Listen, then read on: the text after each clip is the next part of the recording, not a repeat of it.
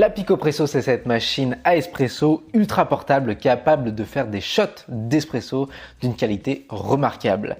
Mais vous allez voir qu'elle n'est pas à mettre entre toutes les mains. Je rentre tout juste d'un Tour de France à vélo qui a duré plusieurs mois, donc j'ai testé cette machine à espresso dans des conditions réelles et aujourd'hui je vous partage mon avis complet sur cette machine à espresso. On fait le tour du propriétaire de cette machine, elle fait 10,5 cm de haut, elle rentre dans la paume de ma main et elle pèse 470 grammes tout compris.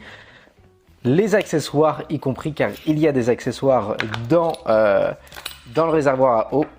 Lorsque Wacaco a communiqué sur la Picopresso, j'étais dingue parce que c'est la seule machine ultra portable espresso à avoir un filtre de 52 mm de diamètre et ayant une capacité de 18 grammes. Pour information, 18 grammes, c'est la dose de café utilisée en moyenne chez les coffee shops. Ce qui est le plus fou dans cette machine, c'est qu'elle est bottomless. Alors qu'est-ce que ça signifie bottomless? Ça signifie qu'on voit directement le café sortir du filtre et le filtre n'est pas pressurisé. Alors ça entraîne deux choses. D'abord, c'est ultra satisfaisant à regarder le café couler et ça permet également de checker si l'extraction se passe correctement. Je pense notamment au channeling. Le fait qu'elle soit bottomless, c'est super cool, mais cela entraîne une implication, une recette parfaite, sinon gare à la catastrophe. On va y revenir un peu plus tard dans la vidéo. Pour nous aider la préparation, la Wacaco, elle est livrée avec un petit anneau, comme ceci, hop, qui vient se positionner sur le filtre. Et ça, c'est pratique pour deux raisons. La première raison, eh bien, c'est que ça sert d'entonnoir. Hop, avec le café. Et la deuxième raison, eh bien, je y reviens tout de suite après vous avoir présenté cet outil qui permet de bien distribuer la mouture. Voilà, comme ceci. Comme je vous l'ai dit, si la préparation n'est pas parfaite, eh bien, attention à la catastrophe. J'uniformise également la mouture avec la main et également en uniformisant verticalement en tapant. Voilà. La seconde utilité de l'anneau, eh bien, c'est lorsque je vais tamper, eh bien, j'ai plus qu'à poser le tamper. Comme ça, j'applique toujours la même force et en plus, j'ai une galette qui est parfaitement horizontale et ça, c'est super important pour réussir son extraction. Je viens de récupérer mon eau chaude et comme toutes les machines à café, il faut la préchauffer. C'est très important parce que si vous ne préchauffez pas la machine, eh bien l'eau que vous allez mettre, elle va refroidir tout de suite. Et ça, pour le café, c'est pas terrible. J'utilise une eau qui est bouillante, je la mets qui est bouillante dedans et ça refroidit assez rapidement. Il faut également préchauffer la douchette. La douchette, c'est cet élément qui permet à l'eau de bien se répartir de manière uniforme sur l'intégralité de la galette. C'est une machine à pompe, donc il y a un piston ici qui vient mettre de la pression pour faire sortir l'eau. Et donc ce piston, il se range en se vissant. Hop, je vais vous montrer. Voilà, il suffit d'appuyer et tourner pour le bloquer. Et d'appuyer et de le dévisser. Et voilà, ça sort. Ma machine est maintenant chaude. Je vais venir remplir mon réservoir qui a une capacité de 80 ml, ce qui est largement suffisant pour faire un double espresso. Parce que cette machine, elle fait uniquement des doubles espresso. Un espresso, c'est 9 grammes environ de café. Et là, comme je vous l'ai dit en début de vidéo, le panier fait 18 grammes. Donc, on sort que des doubles espresso. En revanche, il faudra faire attention à ne pas se brûler avec cette machine parce que on utilise de l'eau bouillante. Je viens positionner ma douchette directement en dessous. Hop, je vais visser voilà ma galette sans faire de mouvement trop brusque. Je serre fort, mais pas trop fort non plus.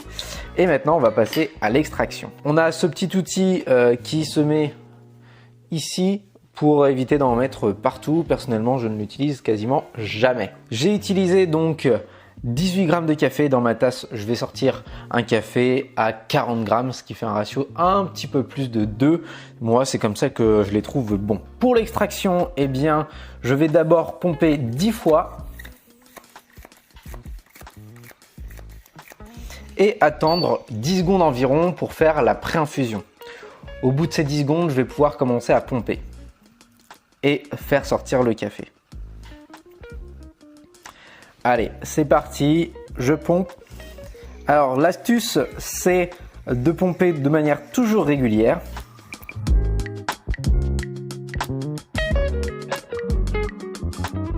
Je vous laisse regarder le résultat visuellement. Alors là, ça paraît un peu blanc, mais en réalité, c'est plus foncé. Hop.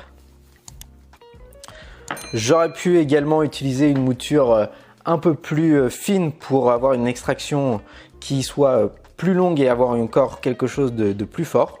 La difficulté de cette machine, c'est d'utiliser une mouture qui est adaptée. Une mouture qui est adaptée, c'est-à-dire la poudre de café que vous allez mettre dans la machine, eh bien, il faut qu'elle soit ni trop fine, sinon ça coule pas, ni trop grosse, sinon ça coule trop vite.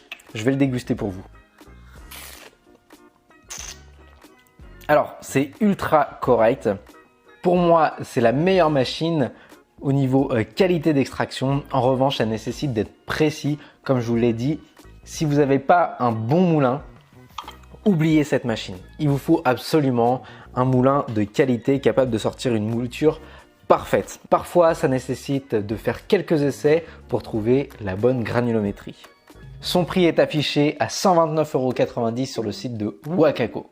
Je vais terminer cette review de la Wakako Pico Presso.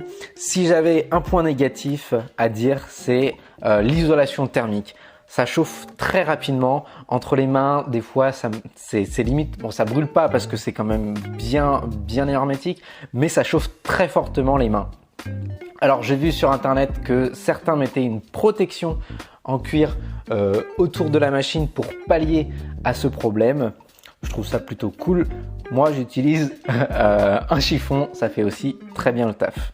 Bref, cette machine, elle est capable de sortir des espressos de compétition. En revanche, il faut une préparation de compétition, c'est-à-dire il ne faut pas se tromper dans la recette, une granulométrie au top.